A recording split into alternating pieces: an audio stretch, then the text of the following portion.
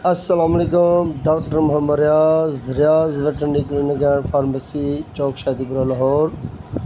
आज हम एक बेहतरीन केस लेकर आए हैं और ये केस वो केस है कि तकरीबन 8 दिन से ये भैंस बीमार है। ये अपनी जंजीर को खींच कर ये खड़ा होने वाली भैंस और अपने पाँव को पीछे की तरफ धकेल देती और अपनी गर्दन को आगे की तरफ कर लेती और अपनी आँखों के डेले जो हैं, दोनों आईलेट्स जो हैं, ये तकरीबन उल्टे कर लेती और अपना मुंह ज़मीन पर रख लेती और आहिस्ता आहिस्ता गिर जाती और अपनी चारों टांगों को सकनी की तरह चलाती, तड़पती जैसे जानवर की इनके संभले के मौत वाक़ होने वाली होती, ऐसी अलामत कर लेती। और इन्होंने मज़ीद इनको कोशिश की अपने तौर पर, इसके इन्होंने ट्रीटमेंट करवाया।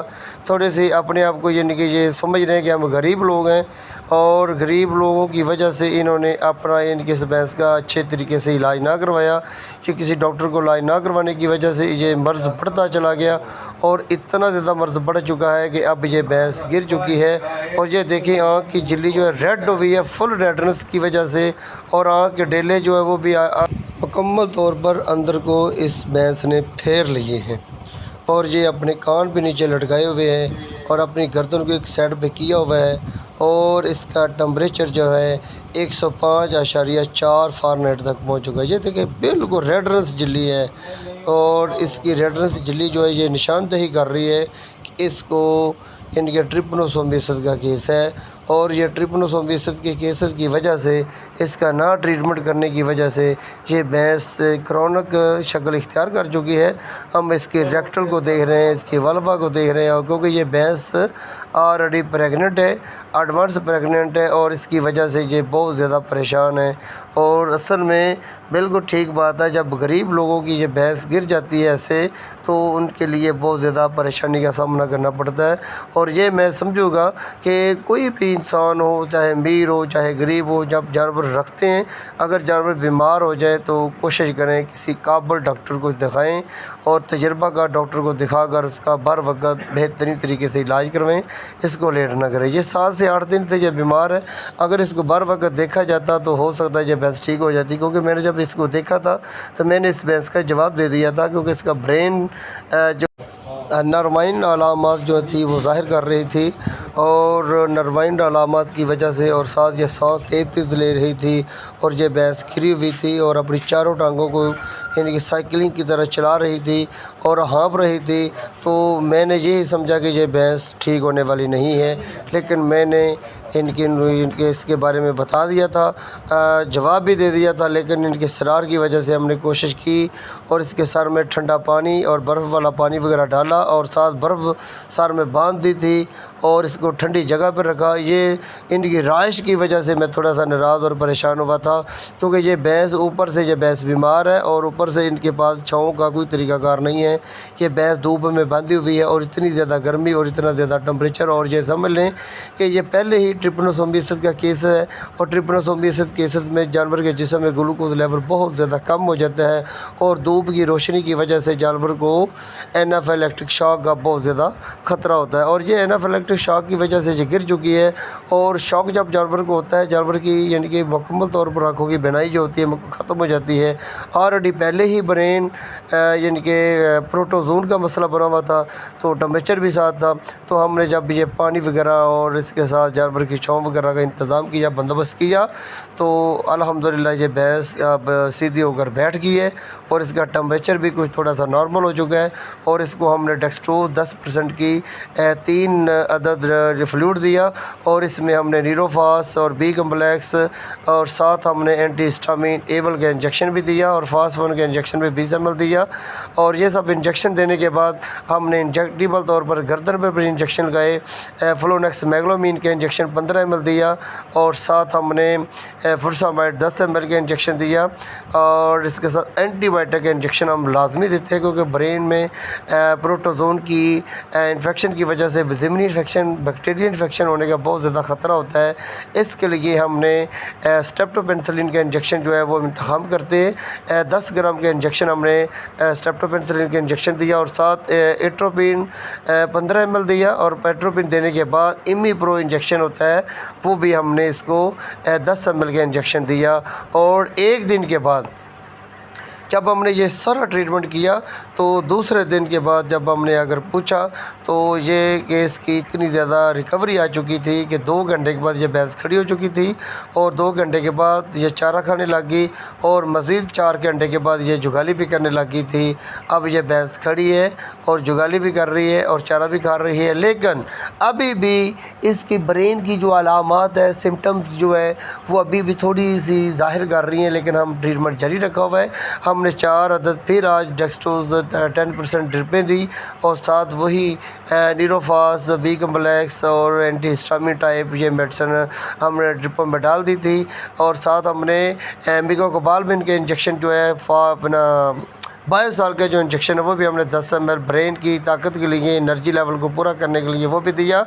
और साथ हमने जो इमिप्रो का इंजेक्शन है वो हमने आज नहीं लगाया, वो हमने 48 घंटे के बाद दोबारा रिपीट करना है। तो इंशाल्लाह 48 घंटे के बाद हम दोबारा देखेंगे कि भैंस कितनी बेहतर हो चुकी है। और ये देखिए, हमने जब अगले दिन आकर ये भैंस की कंडीशन देखी तो टेम्परेचर भी नॉर्मल हो चुका था और ये थोड़ा सा हल्का सा ये जंजीर को थोड़ा सा खींच कर खड़ी है और ये दुम भी हिला रही है। और आगे जो चारा वगैरह रखा जाता है, चारा भी खाने लग जाती है और वाटर वगैरह रखा जाए तो पानी भी पीने लग जाती है।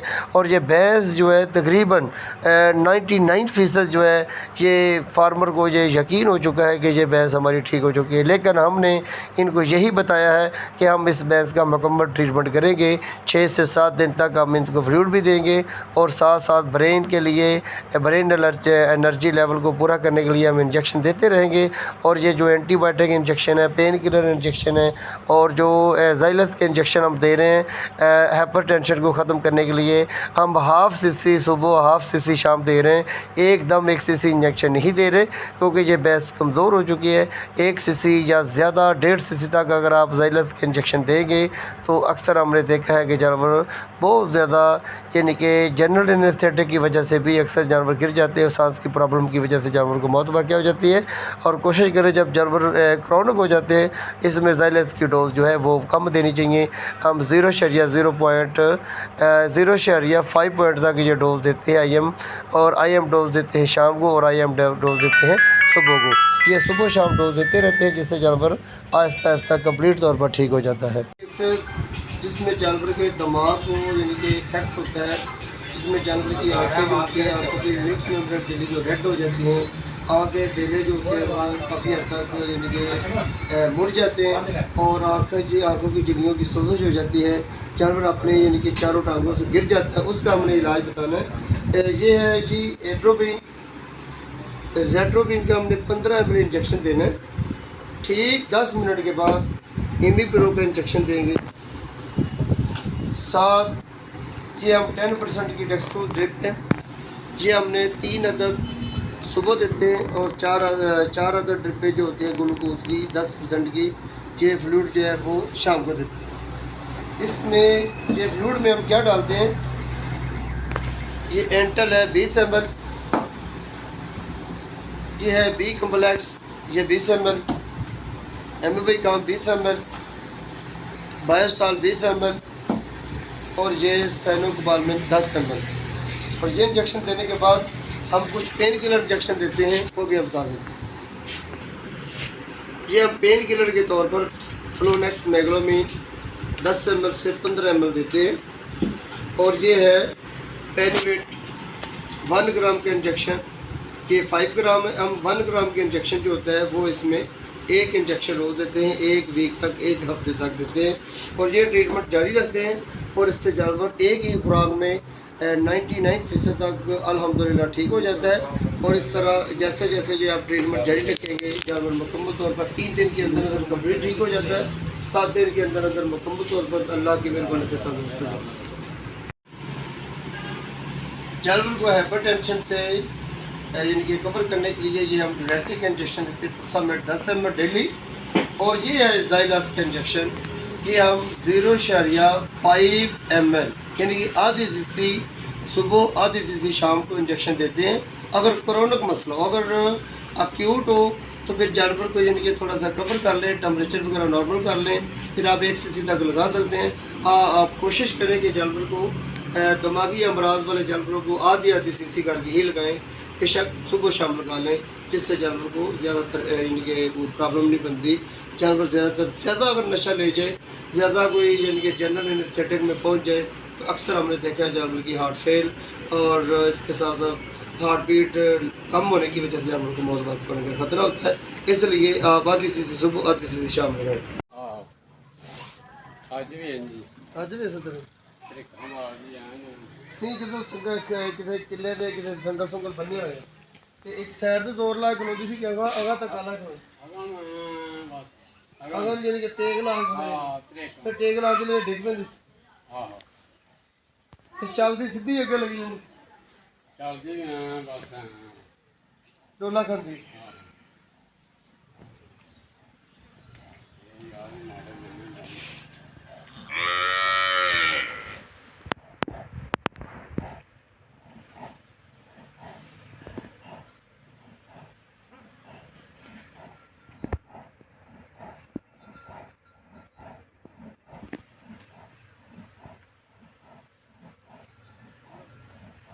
बनाई खत्म हो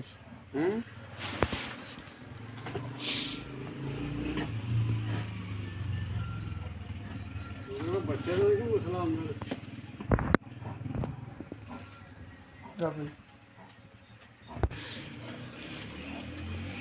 अकदा डेला पीछे लाई ਹੁਣ ਵੀ ਡਿੱਗੀ ਆ ਉਦਾਂ ਤੇ ਨਹੀਂ ਬੈਠੀ ਇੱਥੇ ਮੈਂ ਨਾ ਉਧਰੋਂ ਆਇਆ ਨੂੰ ਆਈ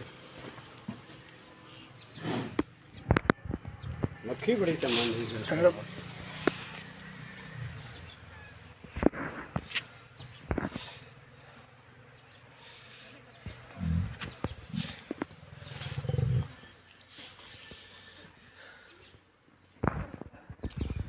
ट्रैक्टर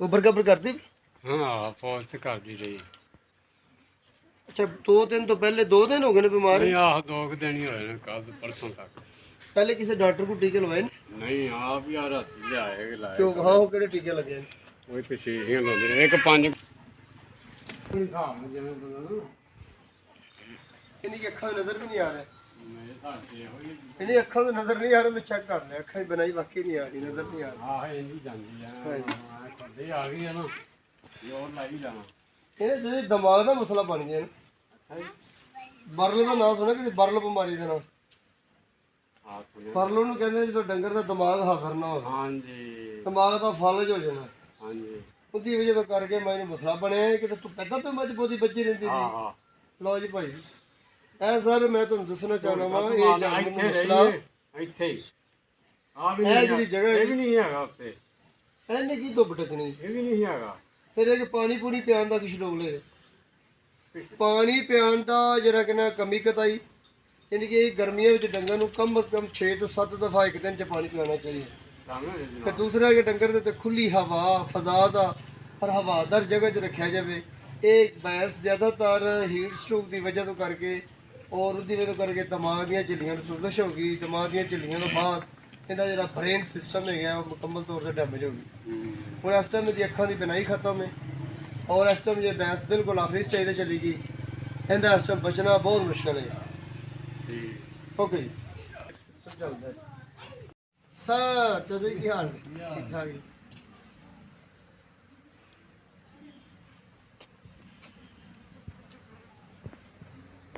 ਸਮਝ ਗਿਆ ਇਹ ਨਾ ਜਿੱਤੀ ਹੋਇਆ ਹੈ ਕਿ ਮੱਝ ਨੂੰ ਕਿਤੇ ਹੋ ਗਿਆ ਬਰਲ ਦਿਮਾਗ ਨੂੰ ਕਿਤੇ ਬੁਖਾਰ ਪੈ ਗਿਆ ਤੇ ਕਿਤੇ ਧੁੱਪੇ ਵੱਜੀ ਸੀ ਕਿਤੇ ਸਿਰ ਸੂ ਪੈ ਗਿਆ ਬੁਖਾਰ ਸਿਰ ਨੂੰ ਪੈ ਗਿਆ ਸਿਰ ਨੂੰ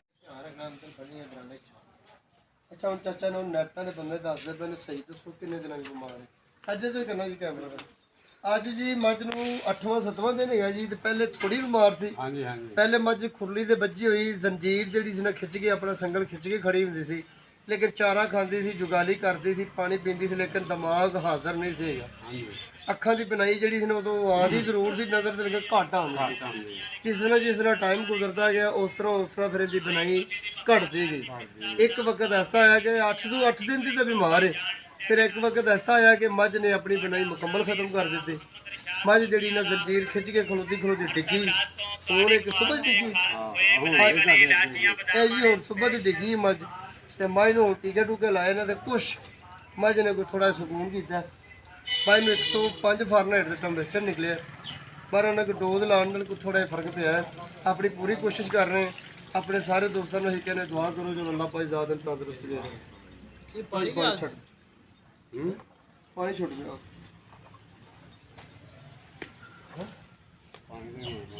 ਦਿਮਾਗ ਜਿਹੜਾ ਦਿਮਾਗ ਪਾਣੀ ਸੁਣਾ ਅੱਛੀ ਗੱਲ ਦਿਮਾਗ ਵਿੱਚ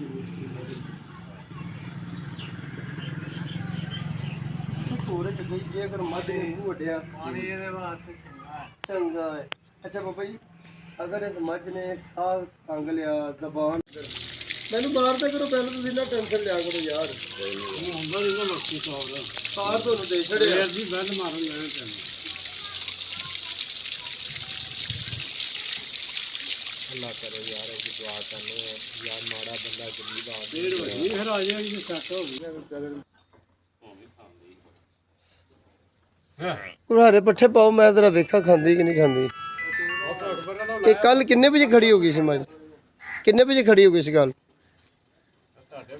ਜਦੋਂ ਟੀਕੇ ਅਸੀਂ ਲਾ ਕੇ ਗਏ 2 ਘੰਟੇ ਬਾਅਦ ਖੜੀ ਹੋ ਗਈ ਸੀ ਕਿ 4 ਘੰਟੇ ਬਾਅਦ? ਕਿੰਨੇ ਘੰਟੇ? ਅੱਛਾ 2 ਘੰਟੇ ਮਾਸ਼ਾਅੱਲਾ ਖਲੋ ਗਏ। ਗਾਲੀ ਕਰਨ ਲੱਗ ਪਈ ਸੀ ਕਿ ਗਾਲੀ ਜਾ ਕੇ ਰਾਤ ਨੂੰ ਪੱਟੀ? ਗਾਲੀ ਲੇਟ ਦੇ ਦਈਏ।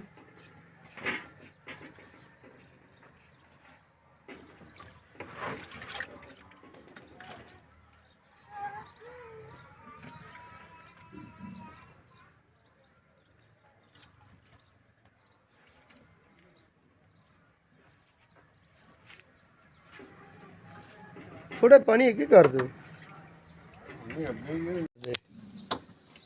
भाई, तेरी आरती तौर पर सीधी होनी क्यों जी?